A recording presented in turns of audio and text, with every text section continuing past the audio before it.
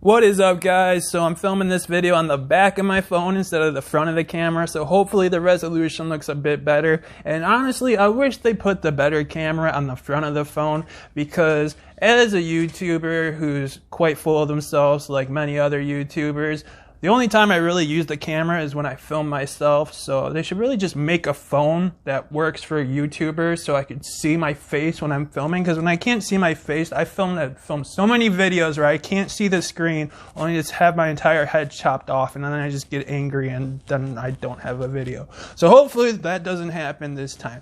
But anyways, what's up, guys? My name is Dave. I did hardcore drugs for 14 years of my life. I'm a recovering addict today. I don't live that lifestyle anymore. These are some of the stories through my nefarious ways of drug usage and insane partying. I don't tell these stories to brag or romanticize drug use. I tell these stories in hope to warn other peoples of really just the nonstop misery and depression and self-guilt and hatred that comes with long-term drug usage. So take my word as a warning rather than what you should do. And when it comes to drugs, honestly, you're just better off just not doing drugs is really the plain explanation. But today I thought I would talk about something that's a little bit on the outlier of all the drugs out there, and I wanted to talk about ketamine. Now, ketamine's a really weird drug, and it's classified as a dissociative sedative. Now, that first word there, dissociative, that's very important, and I'll come back to that later. Now, basically, what ketamine is used for is it's a tranquilizer for animals. They use it in vet clinics to put like cats and dogs under anesthetic, to put them under so, they could perform surgery on them. But used recreationally, it produces some pretty bizarre effects. Now, the thing with ketamine is it's really, really hard to find on the streets. Really, the only time someone could get their hands on ketamine, like just in the regular like street drug world, is if someone knows someone that works at like a animal clinic where they could actually steal the ketamine, which I've been in that scenario a few times. But the major place you could find ketamine is at music festivals. And to backtrack a little bit, so when I grew up, my style was really, I'd say like 60% skater, 40% hippie. And when I entered college in my early 20s, it wasn't that like one took over more than the other, but it's like those two just really just exfoliated each other and just really like blew up like my style, where like I like my ego was at its highest at this time. Like I really thought I was the shit. Like I was doing a lot of illegal things to make money. I'll just say that. But anyways, so after college, this was right after I had graduated college, actually. I graduated with a journalism degree, by the way. I'm not as much of a fucking idiot as everyone thinks. I do actually have a college degree. But anyways, so I graduated college, and me, my ex-wife, my best friend James, and James's girlfriend, we all decide that we are going to go on a road trip to Electric Forest in Michigan. And this was, I think, in 2012. It might have been 2011. I'm not really sure. All these music festivals kind of mushed together. I was kind of known as what's known as like a lot kid, or GDF, Grateful Dead family. Like I was that kid that during summer break, I would go from music festival to music festival to music festival. So like I said, a lot of these kind of merged together. So I'm going to try my best to keep my story straight here, keep the timeline straight. So like I said, we're heading off to Electric Forest. We jump in my Jeep Grand Cherokee. We make the 9-hour drive. And here's the thing, and I feel like this is a key piece of information. Now, me and my best friend James, during this previous school year, that was our first time where we had gotten really bad on heroin. I was 23. The first time I tried heroin was 21.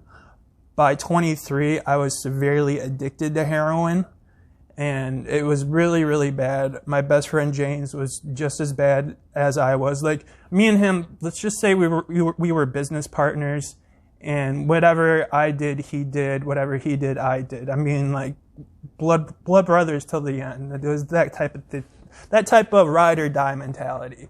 But anyways, so after I graduated college, we had both gotten off opiates just because we were fucking miserable, because somehow nobody ever told us that doing heroin makes you fucking miserable and want to kill yourself. But anyways, after being addicted to heroin for like 6 months, we decided that this really fucking sucks, and we both made the effort to get clean. And clean we did get. We went through all the withdrawals and everything. That was really the first time we felt major withdrawals, and that really had a lasting effect on us, so we didn't really want to venture down that road again. But even though we didn't, we were still definitely tempted. And when I say tempted, I mean, like, when you come off like a heavy drug like opiates, when you dream at night, basically every dream you have is chasing that drug. So even though we were clean at the time, in the back of our heads, this entire time we're driving, all we're thinking about is the party favors that we're going to get at Electric Forest. And even though neither of us said it, we know that we're both hoping one of us is going to bring up, hey, let's try and find some opiates. Fortunately, that didn't happen, but we ended up picking up what's really kind of, I guess, the next best thing, which is ketamine. Now, ketamine in like the lot circle, the GDF circle or whatever, is known as hippie heroin, and there's a very good reason for this.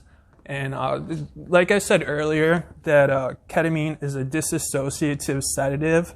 So basically, when you take heroin, you just nod out, and you're basically asleep and completely unaware of the time that passes.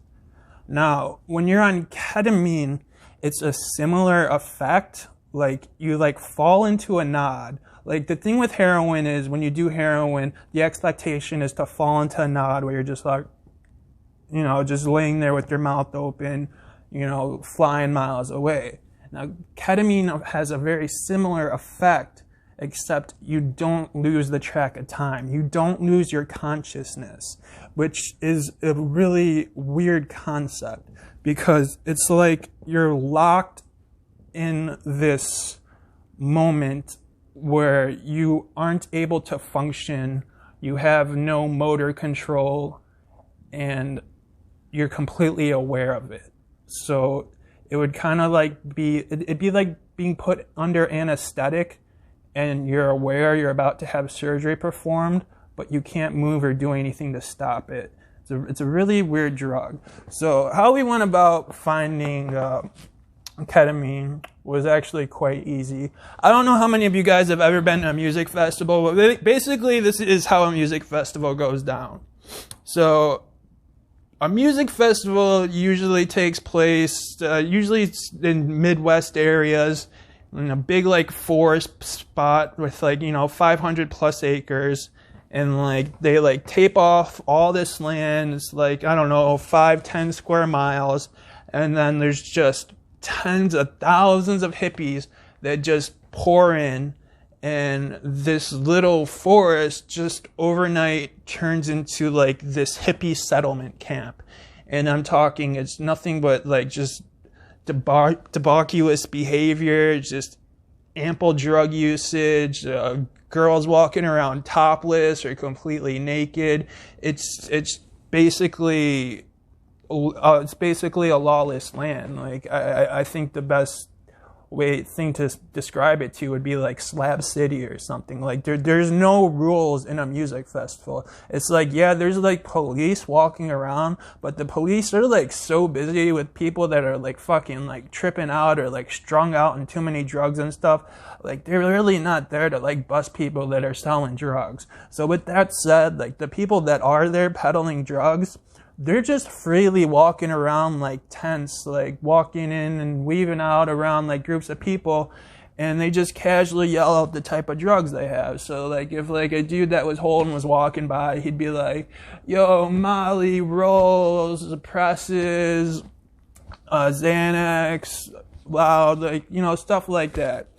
But me and my boy James had this little side conversation because like I knew what he was thinking, he knew what I was thinking. I was like, look man, like I know you want opiates, I want opiates too, but like we both know what's gonna happen. We get back on this train. Also, like I don't want to fucking do opiates here for a couple days, then be fucking dope sick and have to drive home 9 hours fucking dope sick. That's gonna be fucking horrible. So I'm like, I have a better idea. Let's try and find some ketamine. So that we did. And how did we go about finding ketamine? Well, we basically sat on our cooler drinking beer, waiting until someone walked around saying, hey, I have ketamine for sale. And that took about 40 minutes. So this fucking guy appears out of nowhere and he's like, yo, you ketamine? I'm like, hey, my boy, come on over here. He comes over and this dude looked like, I shit you not, he looked like the dude that sells you weapons from Resident Evil 4. You know, the guy that's like, what you buying? Like, he was like dressed in all this like dark black and purple. And like, he had like all these like secret pockets of like drugs here and drugs there and everything. Like, it was crazy, man. But that dude was a trip in himself. But anyways, so this dude's like, yeah, so I got 2 types of ketamine. And I forgot what the 2 types are called. I'm sorry, I'm not an expert in everything. I didn't look this up beforehand, but I did tell him I wanted the better type, which I think it cost $70 a gram. But here's the thing. When he went to go give me the gram of ketamine, another gram fell out of his pocket. And me being the piece of shit that I am, I just casually put my hand over it, and he never saw it. We carried on our transaction. I got my gram that I bought. He walked off, and then I lifted up my hand and showed my buddy James, and I was like, look at that, 2-for-1 discount. And I knew right then that we were in for some trouble, that's for sure. So what ketamine comes in, ketamine is a crystal. I probably should have said that earlier. It's basically, if you've ever seen like Molly crystals, it kind of looks like that, except like it's a bit shardier, like the crystals are thicker, they're bigger. You have to like really crush them down. And there's I think there's 3 ways to really do ketamine. You could do it through an IV, which at that time I did not fuck with needles whatsoever. There was no way I was fucking shooting up ketamine. The other way is snorting ketamine. I think you might be able to snort ketamine, or I think you might be able to smoke ketamine, but I also feel like that would probably ruin more of the drug than you would actually get. So we took the latter route and we decided we're gonna snort this ketamine that we had just acquired through our new friend from Resident Evil 4. So, being that we're sitting in a fucking tent in the middle of a fucking forest, we don't even have a fucking plate to like cut up lines on. So my boy James has to walk around. He comes back with this dirty piece of cardboard and he's like, here dude, use this to cross up the lines. I'm like, bro, are you kidding me? Like, I'm like, this is so fucking grungy. I'm like, whatever. I don't even fucking care. So I take the bag. I have the 1 of the grams. I probably pour out, I don't know, probably about 1/3 of the bag, which is a good amount because it was just me and James that were going to do it first. And that is a good amount for a first dose. And I crush up 2 pretty fucking major lines. And I take my rail. He rails off his.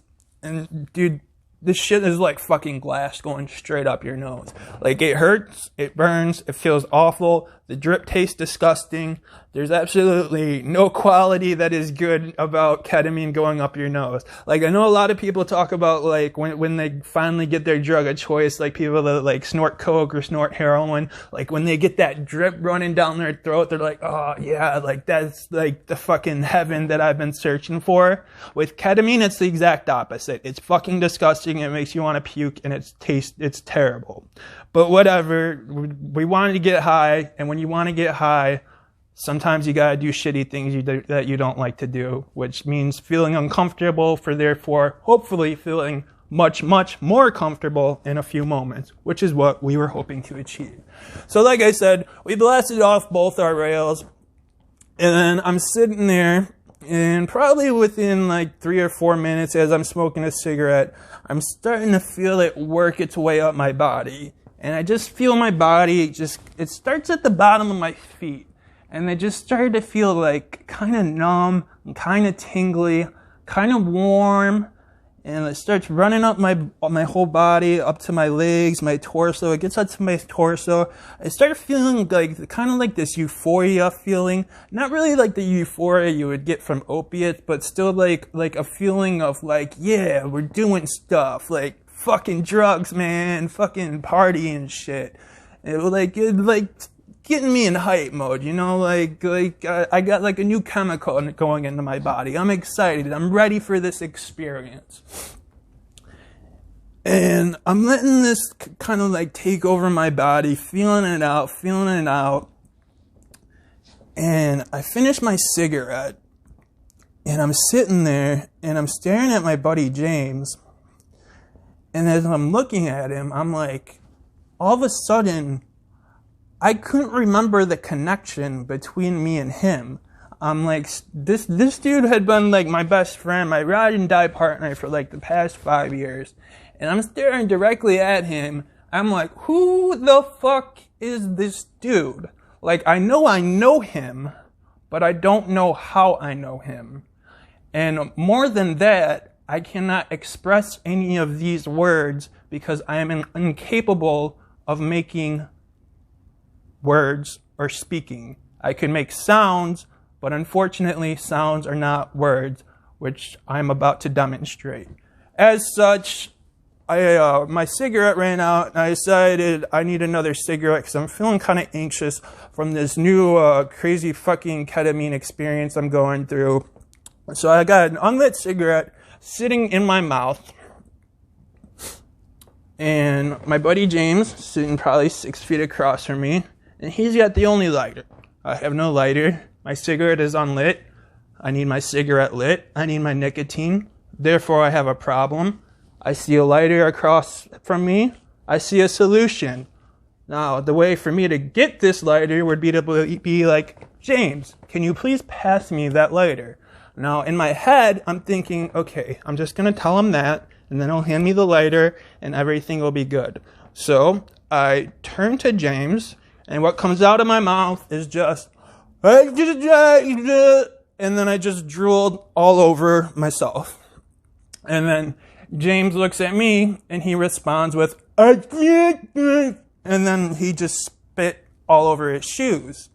And in my head, I was having trouble understanding what just happened. Because in my head, I'm like, okay, well, we just exchanged something, which I thought that's how a conversation worked, but my cigarette is still unlit and he still has the lighter. Maybe he just hasn't registered it yet and he doesn't know. And as I'm thinking this, all of a sudden I fall into a fucking K-hole. And a K-hole is, how do you even describe a K-hole? So, K-hole comes from the word ketamine, K-hole. It's called kind of like getting stuck.